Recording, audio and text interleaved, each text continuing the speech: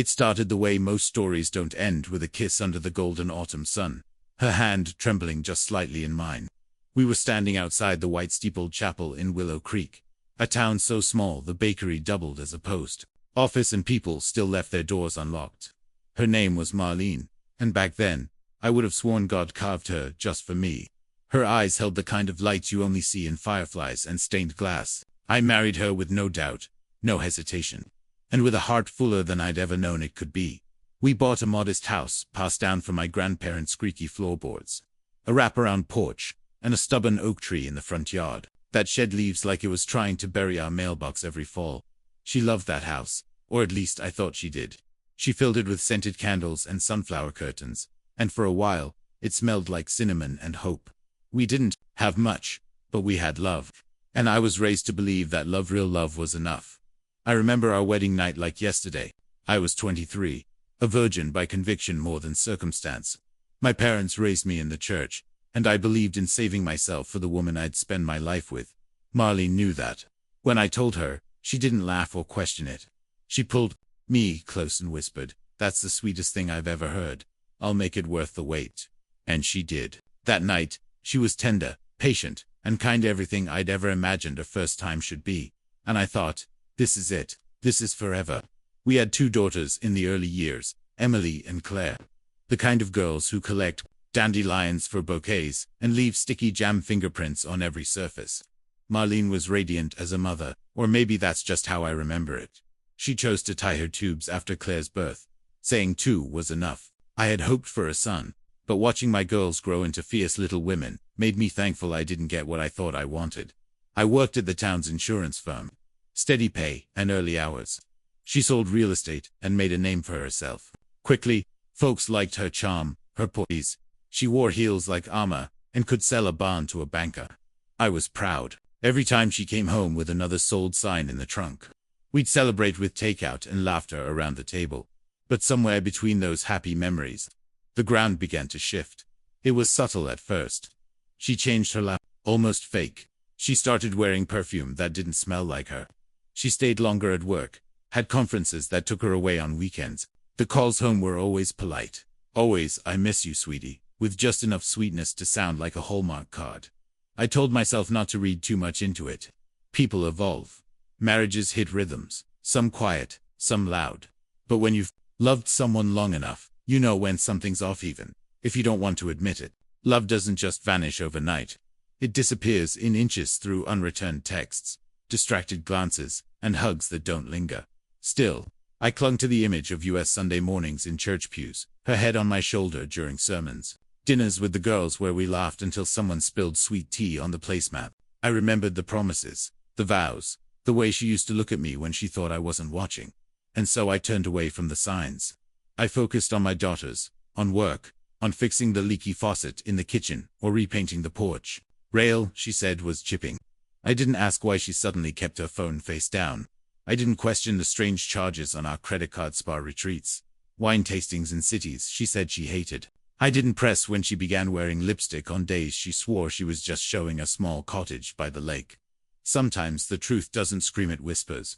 And I had mastered the art of ignoring it. Looking back now, I realized that the lies didn't start when she strayed.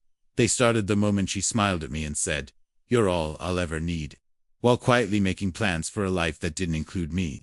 The hardest betrayals aren't the ones that end things abruptly, they're the ones that rot slowly, quietly, while you still believe you're safe. But the thing about lies is, they always lead somewhere. And in my case, they led straight to a sterile clinic on the edge of town. A diagnosis I never expected, and a truth so cruel. It cut through 15 years of marriage like a hot knife through butter. But that part of the story where pain finally outshouted denial, that comes next. It wasn't like Marlene came home one day and announced, "I'm not the woman you married." No, the shift was slow. So slow, it almost felt natural. At first, it was her laugh. She used to laugh from her belly, eyes squinting, shoulders shaking, like joy had taken over her whole body. But one day, it became something else, soft, polished, the kind of laugh you use with strangers at cocktail parties. I told myself she was just tired, that she was evolving, like people do. She started staying later at the office. Her real estate career had taken off in a big way, and she had opened houses, Client dinners, weekend seminars. It's just the market picking up, she'd say, brushing a lock of hair behind her ear, that same rehearsed smile on her face. And I wanted to believe her. I needed to, because the alternative that she was slipping away from me was too painful to hold. Then there were the phone calls. She started taking them outside. Better reception, she claimed. But I'd see her pacing on the back porch, one arm folded, voice lowered, laughing in a tone I hadn't heard since we first dated. Sometimes I'd walk into the room, and she'd fumble to switch screens, or quickly end a call. Just work stuff, she'd shrugged, her tone breezy, like I was paranoid for asking. Maybe I was. Maybe I wanted to be. One night, as I was folding laundry in our bedroom, her blouse, her scarf, her favorite pair of heels kicked under the bed, I saw her phone light up. She'd left it on the dresser, screen up for once. The name read Tony Broker, but the message wasn't about square footage or closing costs. Missed you today. Let me know if you're free after your showing. I stood there, sock in hand, the air thick around me. I didn't say anything that night. I couldn't. I made dinner. We watched the news. And when she asked if I wanted tea, I said yes. Because denial can be a warm blanket when the truth is too cold to touch. Emily and Claire noticed too. They didn't say it outright, not at first. But the questions came in sideways. Why does Mum always work weekends now? Why doesn't she come to my games anymore? Daddy, did Mum forget my birthday's on a Saturday this year? And every time, I defended her, covered for her, lied to our daughters so they wouldn't feel the same hollow I was starting to feel. She's just busy, sweetheart. You know how hard she works for us. But deep down, I knew something had cracked. It wasn't just her absence, it was her presence when she was home. She used to lean into me on the couch.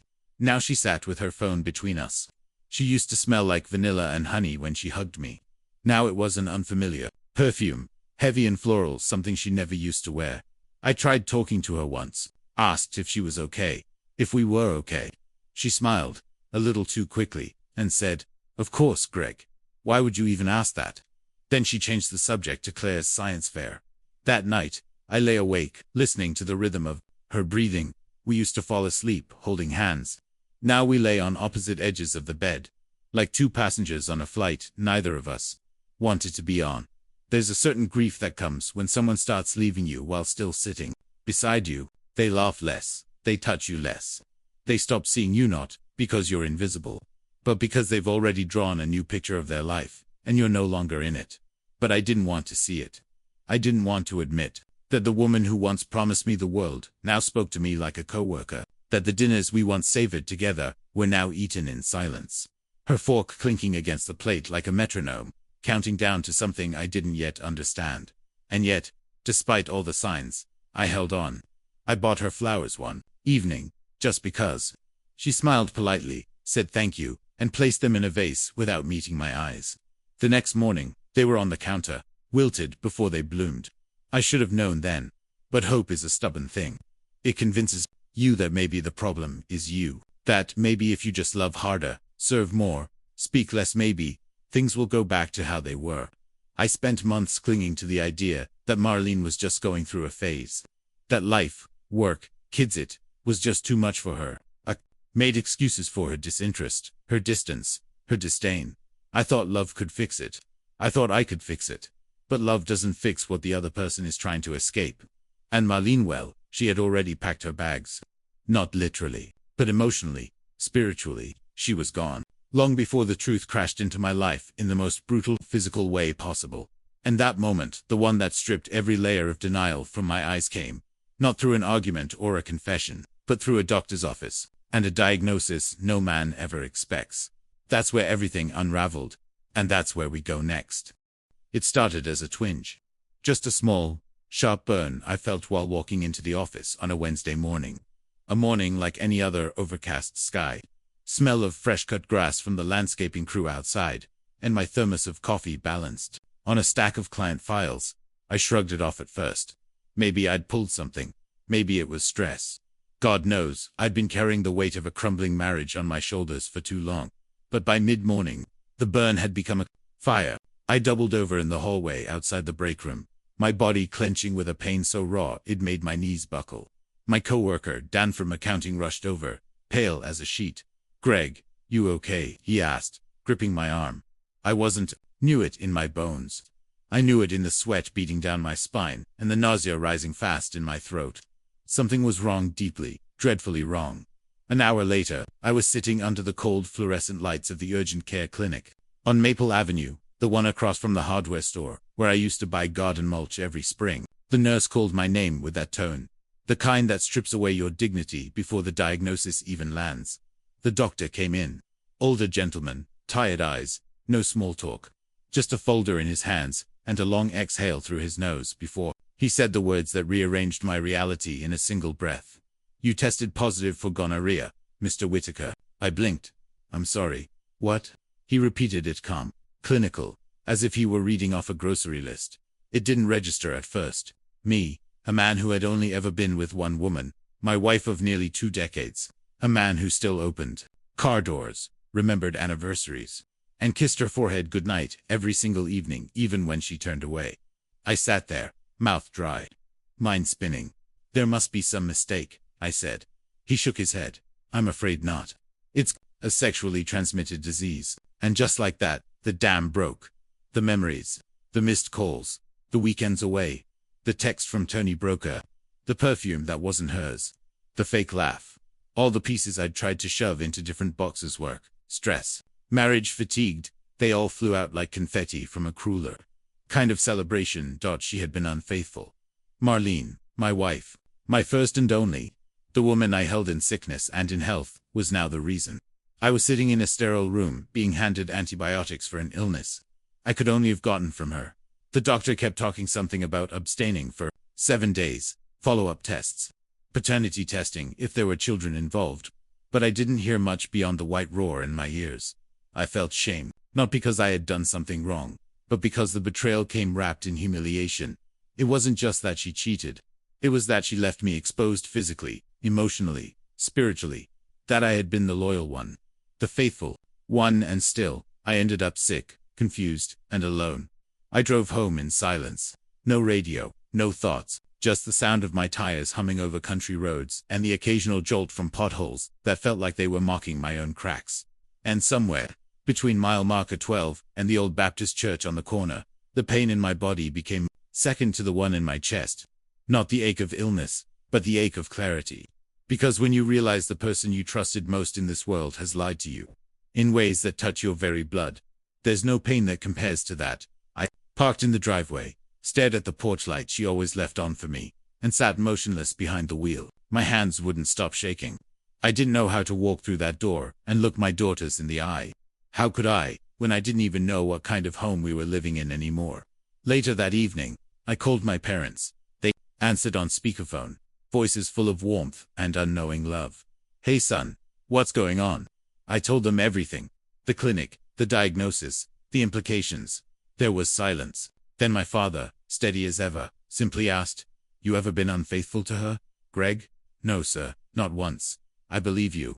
And that simple affirmation from the man who raised me, that was the first thread of strength I had felt all day. My mother cried.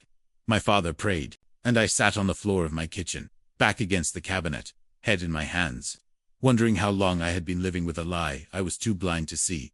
That night, I didn't sleep. I sat by the window with a blanket over my shoulders and watched the streetlight flicker. Somewhere in town, maybe just a few blocks away, Marlene was probably laughing in that new voice of hers, sipping wine with someone who didn't know or didn't care that she was married. But I knew, and now I had to decide what to do with that knowledge. Because once the truth sets fire to your world, you either let it burn you alive, or you walk out of the flames with a new kind of resolve. And in the morning, that's exactly what I did. I started walking toward the truth, one painful, necessary step at a time. The next morning, I drove the long road out to my parents' farm. They live just past the outskirts of Millersville, where the air smells like cornfields and wet hay, and the neighbors still wave when you pass. The gravel crunched beneath my tires as I pulled up beside their old red barn, and for a moment, I sat there, hands on the wheel, staring at the house I'd grown up in. The white shutters, the porch swing my dad hung when I was 10, the smell of Mom's cinnamon rolls drifting through the windows. It was the only place that still felt untouched by what I now knew. Dad opened the front door before I even knocked. Maybe he saw me through the window. Maybe he just felt something was wrong. He always had a sixth sense for when his kids were hurting. He stepped out, arms wide, and pulled me into a hug the moment I reached the steps. It was firm, steady, the kind of embrace that said, "You're not alone, son. No matter what's happened." Inside, Mum had already set out coffee. Butter pecan syrup was on the table, just the way I liked it, and her eyes searched mine like she was looking for the boy she once rocked to sleep during summer storms. "Let's say a prayer before we talk," Dad said softly, and we did. We bowed our heads, and in the silence that followed, I felt the full weight of what I was about to say. I didn't sugarcoat it. I didn't dance around it. I told them everything. The clinic, the diagnosis, the betrayal, the realization that the woman I built my life with had been building something else behind my back, something separate, secret, and devastating. Mom's hands trembled as she reached for her cup. Dad sat in still silence, his lips pressed tight, but his eyes never left mine. "Did you?" he started to ask, and I shook my head before he could finish. "No, Dad. I've never touched another woman in my life. Just her. Always her." He gave a slow nod. "That's what I figured. Just needed to hear it from you." And then, without judgment, without preaching, he reached across the table and gripped my hand. "Adultery's not just a sin," he said gently. "It's a knife. And when someone stabs you with it, they don't get to tell you how deep it went." I don't think I've ever cried in front of my father, not like that. But something broke loose inside me, and I just let it come. The grief, the anger, the shame. It spilled out of me like a flood I'd been holding back too long. Mom stood, walked around the table, and wrapped her arms around me from behind. She didn't say much. She didn't need to. Her warmth was enough. When the tears slowed, I looked up.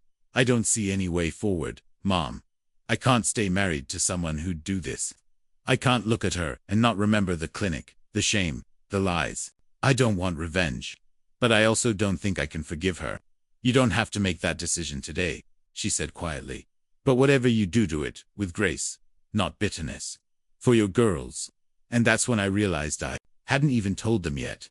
Emily and Claire. My whole world. What would they say? What would they think? Would this destroy their idea of family, of love, of trust? I left the farm with their support tucked into my soul, like an anchor in stormy waters, but I knew the hardest part was still ahead, facing my daughters. And maybe, facing a truth that went even deeper than betrayal. That afternoon, I sat them down in the living room. The fireplace crackled low. A plate of peanut butter cookies sat untouched on the coffee table. "I need to talk to you girls," I began, my voice low, careful. "It's about your mom." They exchanged looks. Emily, the older one, crossed her arms. Claire leaned closer, wary, pinching her brow. "You're getting a divorce," Emily said flatly. Not a question, a statement. I was stunned. "How did you?" "I heard her," she said, voice soft, on the phone. A few times she didn't know I was around, but I could tell. She wasn't talking to a client. Claire whispered, "She's been mean lately. Like she doesn't want us around." I felt my heart break all over again. They knew. Maybe not everything, but enough. "I went to the doctor yesterday," I told them gently. "They ran some tests that revealed something I wouldn't have unless someone had been unfaithful." Claire looked confused. Emily's eyes went wide. "You mean she gave you something?" Emily asked, her voice rising with both anger and disbelief. I nodded. "Are you okay?" she said, scooting closer. "I will be," I said. "But this isn't something we can pretend didn't happen. I have to make choices now, not just as a husband, but as your father." They sat there, quiet, taking it in. I reached into the side table drawer and pulled out the DNA test kit. My lawyer had recommended. I explained that, as part of the legal process, we needed to confirm everything. Claire looked panicked. "You think we're not really your daughters?" I shook my head. "No, sweetie, I know you're mine. But the court wants clarity. That's all. It's not about love. Nothing will ever change that." We did the tests, quietly, carefully. No tears, just silent understanding. When it was done, they hugged me tight, fierce, as if trying to stitch something back together with their arms. That night, I called my lawyer. Then I called Marlene's sister, Lorraine. I asked if she could possibly let Marlene stay with her. For a while, once this all came out, I didn't want a fight. I didn't want a scene. I just wanted peace for my girls. For myself. For whatever pieces of dignity I had left to protect. Lorraine paused on the phone, her voice low. "Greg, I hate to say it, but I've seen this coming for a while. I always hoped I was wrong. It hurt, hearing that, but not as much as the truth I already knew. The next morning, I packed an overnight bag for Emily and Claire. I drove them out to my parents' place, hugged them long and hard, and promised I'd pick them up in a few days. "You gonna be okay, Dad?" Emily asked, her eyes serious in a way no child's should be. "I'll be okay," I said. "Because I have you too. And because I'm finally ready to stop living in the dark." I kissed their foreheads, turned back toward town, and with each mile closer to home, I felt something inside me shift, not just pain, not just anger, but a deep, resolute kind of calm dot. Because soon, I would find the final piece. And when I did, would confirm everything I feared, and reveal more than I ever expected. The house was quiet when I returned to quiet. The kind of silence that doesn't bring peace, but tension. A silence that feels like it's waiting to be broken by truth. I walked into the kitchen and set the DNA test kit on the counter. My thoughts heavy. The girls were safe at my parents' place. My lawyer was already preparing the next steps. Now, it was time to gather what I needed: documents, bank records, anything that could help me understand how deep the lies really went. That's when I remembered something. About 8 years ago, when Marlene started doing better in real estate, she suggested we file our taxes separately. "It'll help with deductions," she'd said, smiling that confident, real "It's all legal, all smart." I'd nodded along at the time. I trusted her with everything. Why wouldn't I? Now, I wasn't so sure. I headed to the old filing cabinet in the den. It still smelled faintly of the cedar planks my father and I had used to build it when we first moved in. I pulled out the folders, one by one: our marriage license, birth certificates for the girls, insurance policies, and, finally, the tax returns. I sat down at the dining room table and spread them out. Hers, mine, year by year. The more I looked, the more my stomach sank. Marlene had been making far more than she ever let on. Bonuses, commissions. Some years, she had doubled my income, but only a fraction of it ever made it into our joint account. The rest, it was nowhere to be found until I opened a folder labeled business expenses. Inside, tucked between receipts for open house catering and hotel stays, I found it. Bank statements from an account I didn't recognize. Not our credit union. Not anything local. It was from a private online bank based out of North Carolina. I'd never heard of it before. The balance: $962,000. Almost $1 million. I stared at the figure. The way a man stares at a locked safe he never knew existed inside his own home. Page after page showed steady deposits: $2,000 here, $7,500 there, and always marked the same: commission holdback, consulting transfer, closing bonus. I flipped to the last page. The latest deposit had been made just 2 weeks ago, right before the clinic visit, right before the house of cards started to fall. And that's when the pieces clicked into place. This wasn't just about infidelity. This was an escape plan. Marlene hadn't just been cheating on me. She'd been preparing to leave quietly, carefully, and with almost $1 million in her back pocket. And she hadn't told me, because she never intended to. She was going to wait. Wait for Emily and Claire to graduate. Wait until she could leave clean, free, and without the mess of custody, battles, or guilt. The truth didn't stab me. This time it hollowed me out. Not because of the money, but because of the intention. Because this meant that even the moments that still felt real to me, the birthdays, the family dinners, the Christmas mornings, she had been smiling through them while planning her exit. She had already pictured life without us.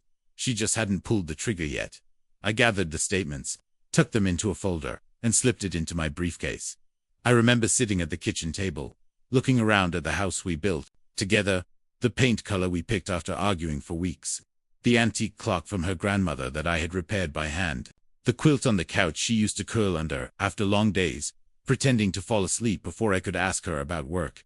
It all felt fake now, all of it. And yet, there was still one piece left to uncover. One thing I hadn't yet confirmed.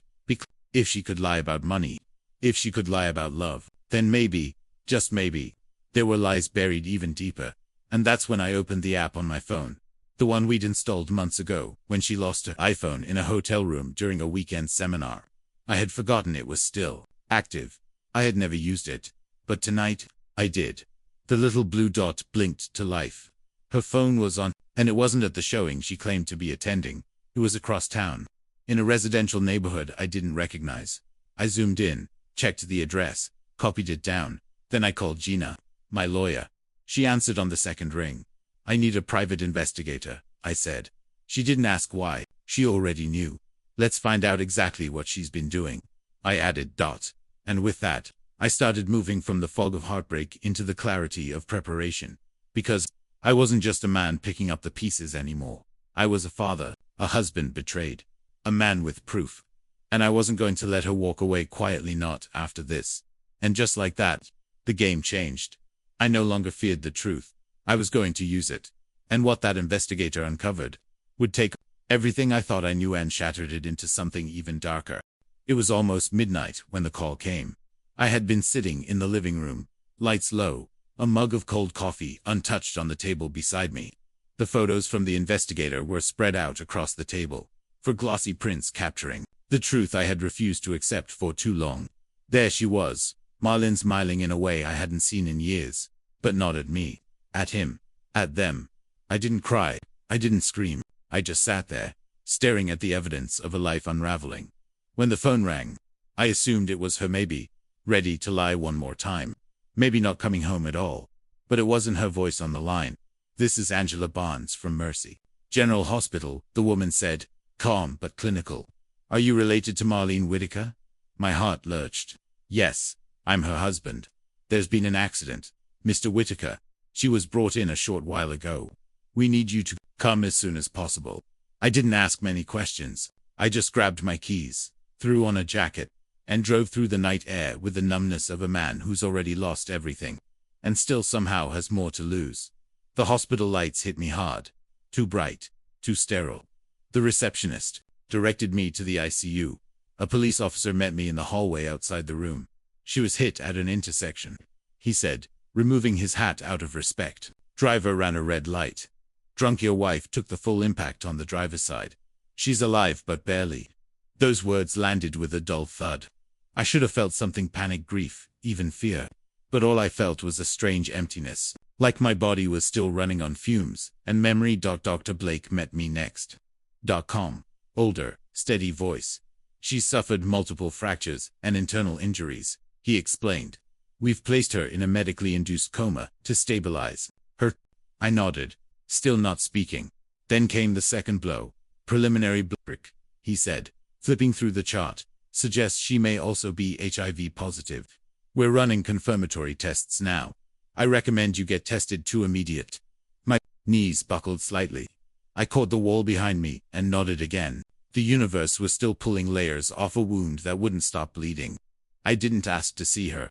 I just followed the nurse down the long hallway. She lay there in room 5, pale, broken, wrapped in bandages like a warning wrapped in silk. Her leg was in a full cast, her face bruised and stitched. Machines beeped steadily beside her, indifferent to the wreckage this woman had left behind in her waking life. I stood at the foot of her bed, hands in my pockets.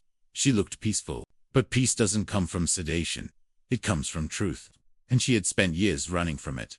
I reached into my jacket and pulled out the envelope I had prepared earlier, the one that held the photos, the bank records, and the letter I had written before I ever got the call about the crash.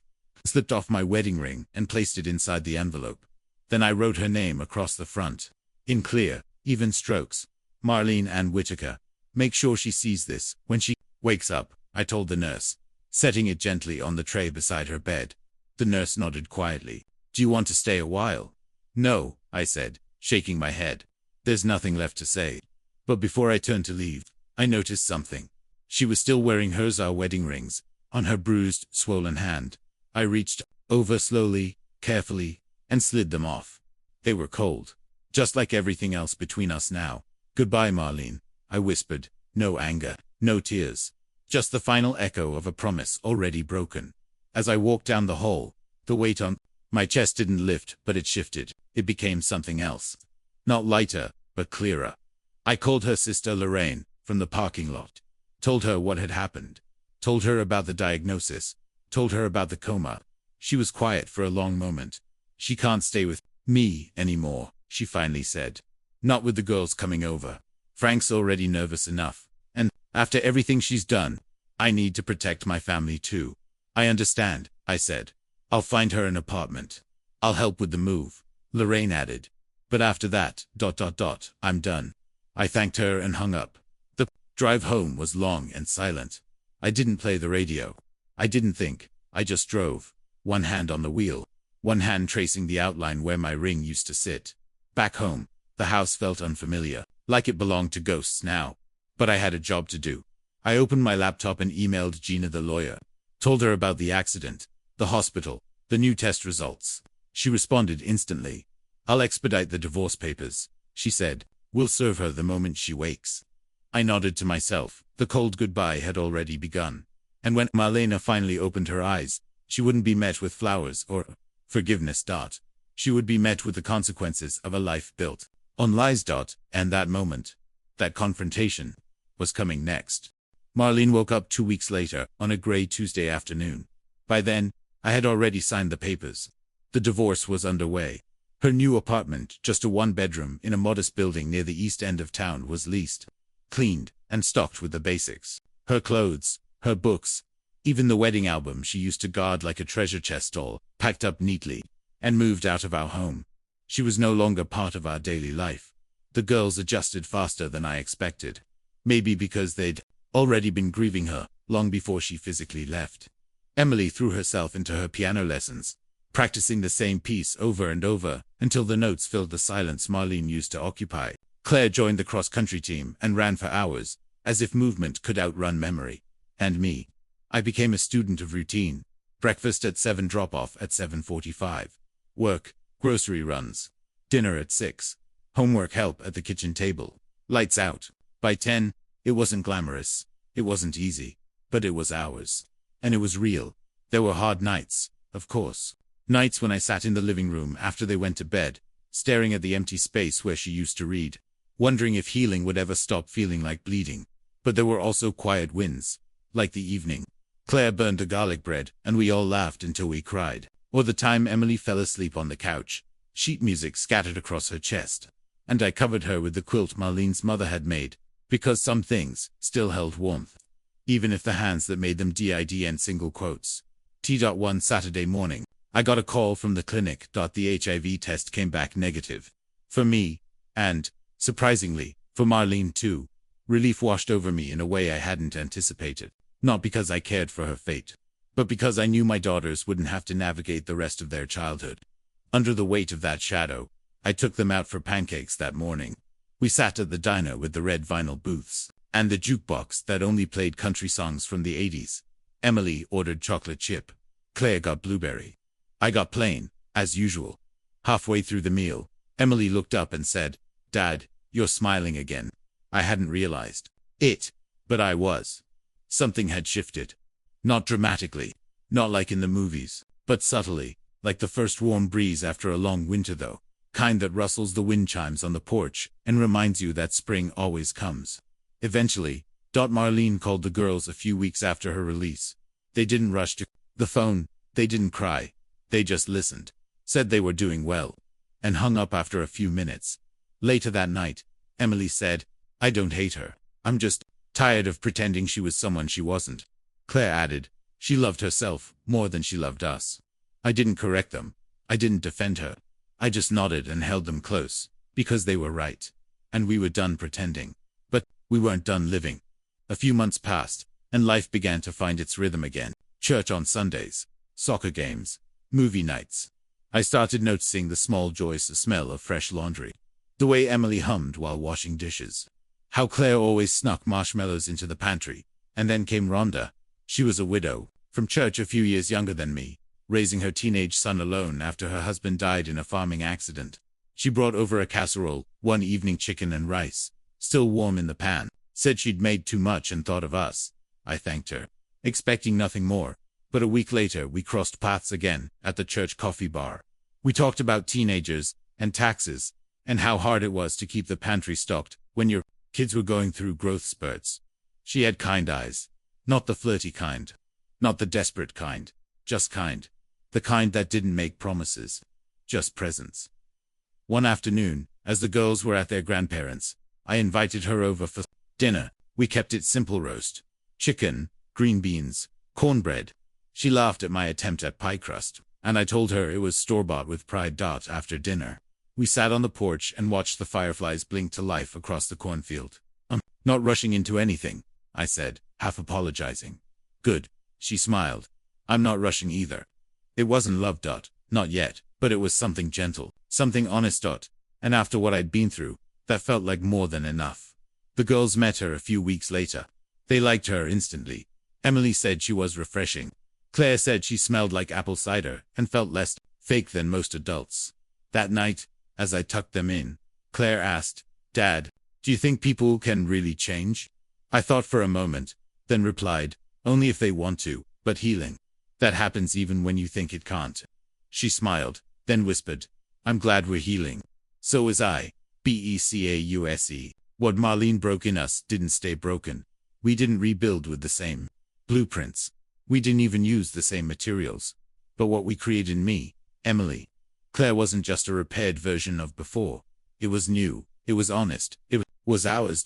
And for the first time in a long time, I looked out at the morning light stretching across the field, and didn't dread what the day might bring. I welcomed it, because we were still standing, still laughing, still loving, and somewhere in all that wreckage, we had found our way home.